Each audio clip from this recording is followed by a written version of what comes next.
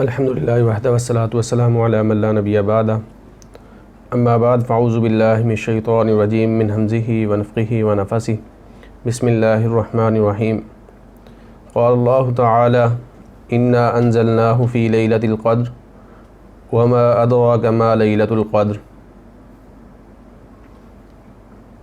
سامعین محترم، رمضان المبارک کے آخری عشرے میں ایک رات ایسی رات ہے جو انتہائی فضیلت والی رات ہے، جسے لیلۃ القدر کہا جاتا ہے۔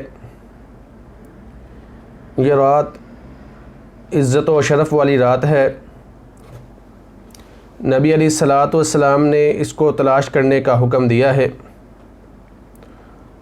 اور اس کو تلاش ہم نے کب کرنا ہے؟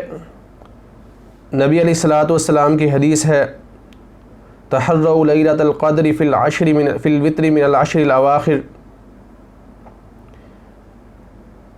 لیلۃ القدر کی رات کو رمضان المبارک کے آخری عشرہ میں جو ہے وہ تلاش کیا جائے۔ یہ رات انتہائی فضیلت والی رات ہے۔ قرآن مجید میں اس کی فضیلت کو جو ہے بیان کیا گیا ہے کہ یہ ایسی رات ہے جس رات اللہ احکم الحاکمین نے قرآن مجید کو نازل فرمایا۔ یہ ایسی رات ہے جو 1000 راتوں سے بہتر ہے۔ یہ ایسی رات ہے جس رات اللہ احکم الحاکمین اپنی رحمت کے فرشتوں کو نازل کرتے ہیں۔ یہ رات ایسی رات ہے جو سراسر سلامتی اور اطمینان والی رات ہے، اور یہ رات طلوع فجر تک جو ہے رہتی ہے۔ اور نبی علیہ الصلاۃ والسلام کی حدیث ہے کہ جو انسان اس رات کو عبادت کر لیتا ہے، قیام کر لیتا ہے، اللہ احکم الحاکمین اس کی زندگی کے گناہوں کو معاف فرما دیتے ہیں۔ اور نبی علیہ الصلاۃ والسلام کی حدیث ہے کہ اس رات سے جو بندہ محروم رہتا ہے، عبادت سے محروم رہتا ہے، وہ انسان انتہائی بدبخت انسان ہے۔ گویا کہ اس رات کو پا لینا اور اس کے اندر عبادت کر لینا انتہائی خوش کن امر ہے، اور ایسا بندہ جو ہے خوش نصیب لوگوں میں شامل ہو جاتا ہے۔ اب نبی علیہ الصلاۃ والسلام نے اس رات کی جو ہے چند ایک علامات ذکر فرمائی ہیں۔ ویسے تو یہ رات چھپا لی گئی ہے، کسی کو بھی اس کے بارے میں علم نہیں، لیکن اللہ احکم الحاکمین کے پیغمبر صلی اللہ علیہ وسلم نے اس رات کی چند علامتیں جو ہیں وہ ہمیں بتائی ہیں کہ ان علامتوں کے ذریعے ہم پتہ لگا سکتے ہیں کہ لیلۃ القدر کی رات کون سی ہے۔ تو ان علامتوں میں پہلی علامت تو یہ ہے کہ اس رات کو جب چاند طلوع ہوتا ہے، چاند نکلتا ہے، تو اس کی کیفیت ایسی ہوتی ہے جیسے بڑے سے تھال کا، بڑے سے برتن کا جو ہے وہ کنارہ ہو۔ پھر دوسری بات، یہ رات انتہائی معتدل ہوتی ہے۔ معتدل کا معنی کیا ہے؟ کہ اس میں نہ زیادہ گرمی ہوتی ہے، نہ زیادہ سردی ہوتی ہے۔ نبی علیہ الصلاۃ والسلام کی حدیث ہے، نبی علیہ الصلاۃ والسلام نے فرمایا، لیلۃ القدر لیلۃ سامحۃ طالقۃ لا حارۃ ولا بارۃ۔ لیلۃ القدر کی رات انتہائی معتدل اور نرم رات ہوتی ہے۔ اس میں نہ زیادہ گرمی ہوتی ہے اور نہ زیادہ سردی ہوتی ہے۔ مطلب یہ ہے کہ جب یہ رات سردیوں کے دنوں میں آتی ہے تو عام راتوں کی نسبت اس میں جو ہے شدت جو سردی کی ہوتی ہے وہ انتہائی کم ہوتی ہے، اور اسی طرح جب یہ موسم گرما میں یہ رات آتی ہے تو عام راتوں کی نسبت جو ہے اس رات جو ہے گرمی جو ہے وہ کم ہوتی ہے۔ تو یہ دوسری علامت ہے اس رات کی کہ اس رات کو جو ہے اللہ احکم الحاکمین نے معتدل بنایا ہے، اس میں نہ زیادہ گرمی ہوتی ہے اور نہ زیادہ سردی ہوتی ہے۔ اور پھر اس کی تیسری علامت یہ ہے کہ بعض دفعہ اس رات کو جو ہے وہ بارش بھی جو ہے ہو جاتی ہے۔ نبی علیہ الصلاۃ والسلام کی حدیث، نبی علیہ الصلاۃ والسلام نے لیلۃ القدر کا تذکرہ کرتے ہوئے فرمایا، انی رأیت کأنی اسجد فی طین و ماء، میں نے خواب میں دیکھا کہ میں لیلۃ القدر کی رات کو جو ہے پانی اور مٹی میں جو ہے وہ سجدہ کر رہا ہوں.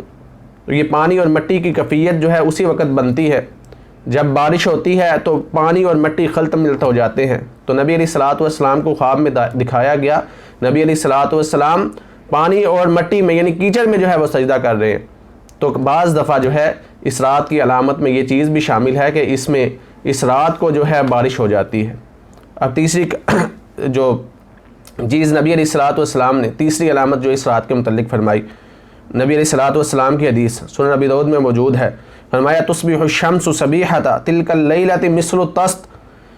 اس رات کے بعد جو سورج طلوع ہوتا ہے, جو سورج نکلتا ہے, اس سورج کی کیفیت یہ ہوتی ہے کہ وہ ایک بڑے سے تھال کی طرح ہوتا ہے. طست ایک برتن کو کہتے ہیں جو گول برتن ہوتا ہے جسے عام ہم اپنی زبان میں جو ہے پرات وغیرہ کا نام دیتے ہیں. تو اس وقت اس رات سورج کی جو ہے نکلنے کے بعد, اس رات کے بعد جو سورج نکلتا ہے اس کی یہ کیفیت ہوتی ہے کہ وہ ایک تھال سے طرح کا ہوتا ہے, ایک پرات کی طرح کا ہوتا ہے. پھر نبی علیہ الصلوۃ والسلام نے اس کی اور علامت بتائی کہ جو سورج نکلتا ہے, سورج طلوع ہوتا ہے, اس کے اندر شعاعیں بھی نہیں ہوتی. صحیح مسلم میں روایت موجود ہے, نبی علیہ الصلوۃ والسلام نے فرمایا امارتها ان تطلع الشمس في صبيحة يومها بيضاء لا شعاع لها, کہ اس رات کے بعد جب سورج طلوع ہوتا ہے, سورج نکلتا ہے, تو جب بلند ہوتا ہے تو اس کی نشانی یہ ہوتی ہے کہ وہ سورج جو ہے سفید ہوتا ہے, زیادہ جو ہے اس کے اندر تپش نہیں ہوتی. اور نبی علیہ الصلوۃ والسلام نے فرمایا اس وقت جو ہے اس کے اندر کوئی شعاعیں بھی نہیں ہوتی. تو یہ نبی علیہ الصلوۃ والسلام نے چند ایک جو ہے لیلۃ القدر کی علامتیں بتائی ہیں کہ یہ رات جب نکلتی ہے تو چاند جو ہے تھال کے کنارے جیسا لگتا ہے, یہ رات معتدل ہوتی ہے, بعض دفعہ اس میں بارش بھی ہو جاتی ہے. سورج جب نکلتا ہے تو پرات کی طرح برتن, ایک بڑا سا جو برتن ہوتا ہے اس کی طرح نکلتا ہے, اور سورج کی جو ہے وہ شعاعیں بھی نہیں ہوتی. تو یہ نبی علیہ الصلوۃ والسلام نے اس رات کی جو ہے علامات بتائی ہیں. اب بات یہ ہے کہ ہم نے اس رات میں کرنا کیا ہے. تو کرنے کے کام میں سب سے پہلی بات یہ ہے, اس رات کا جو ہے قیام وہ انتہائی اہمیت کا حامل ہے. نبی علیہ الصلوۃ والسلام نے بیان فرمایا, صحیح بخاری میں روایت موجود ہے, من قام لیلۃ القدر ایمانا و احتسابا غفر له ما تقدم من ذنبی. جو انسان لیلۃ القدر کو قیام کر لیتا ہے ایمان اور احتساب کے ساتھ, یعنی اللہ احکم الحاکمین کے ایمان لاتے ہوئے اور اجر اور ثواب کی نیت سے, تو اللہ احکم الحاکمین ایسی زندگی کے انسان کے گناہوں کو جو ہے معاف فرما دیتے ہیں. تو یہ لیلۃ القدر کی فضیلت ہے. تو ہم نے سب سے پہلا کام اس رات جو ہے وہ قیام اللیل کا جو ہے وہ خصوصی طور پر اہتمام کرنا ہے. پھر اس کے بعد ہم نے اس رات کو جو ہے بیدار رہنا ہے. نبی علیہ الصلوۃ والسلام کا معمول تھا, نبی علیہ الصلوۃ والسلام ام المؤمنین عائشہ صدیقہ رضی اللہ تعالیٰ عنہ بیان فرماتی ہیں, اذا کان دخل العشر شد مئزرہ احیا لیلہ و ایقظ اہلہ. نبی علیہ الصلوۃ والسلام رمضان المبارک کے آخری اشرا شروع ہونے سے ہی جو ہے اپنی کمر جو ہے وہ کس لیتے, یعنی عبادت کے لیے تیار ہو جاتے. نبی علیہ الصلوۃ والسلام خود بھی ساری رات جو ہے بیدار رہتے, اللہ کی عبادت کرتے, اور اپنے گھر والوں کو بھی جو ہے اللہ احکم الحاکمین کی عبادت پر جو ہے معمول رکھتے. تو یہ نبی علیہ الصلوۃ والسلام کا معمول تھا. نبی علیہ الصلوۃ والسلام خود بھی جو ہے اللہ کی عبادت کرتے اور اپنے گھر والوں کو بھی جو ہے عبادت کی ترغیب دیتے. تو اس لیے ہمیں بھی جو ہے اس رات کو جو ہے بیدار کر اللہ احکم الحاکمین کی عبادت کے ساتھ جو ہے وہ گزارنا چاہیے, اور اس کے ساتھ ساتھ اپنے گھر والوں, اپنے اہل و عیال, اپنے بیوی بچوں کو بھی جو ہے اس کا اہتمام کرنے کی جو ہے ترغیب دینی چاہیے. یہ نبی علیہ الصلوۃ والسلام کا طریقہ ہے.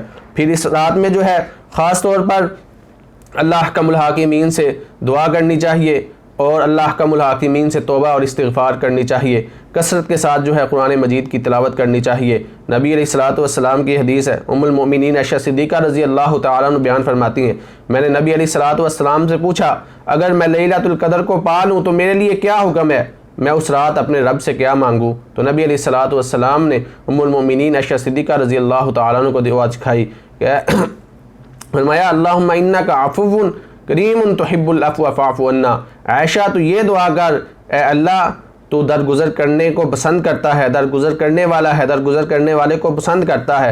اے اللہ اپنی رحمت سے ہمارے گناہوں کو بھی جو ہے درگزر فرما.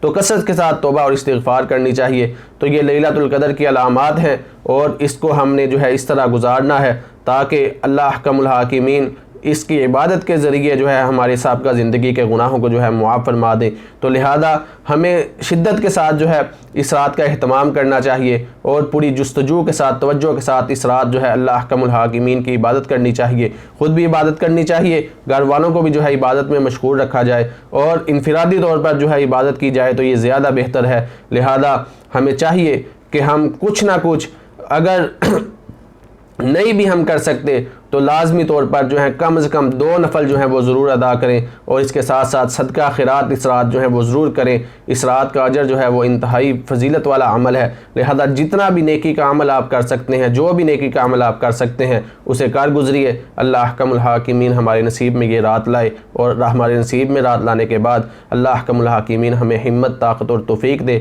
کہ ہم اس رات کو اللہ احکم الحاکمین کی عبادت کر کے اپنے گناہوں کو معاف فرما لیں۔ وما علینا الا البلاغ المبین۔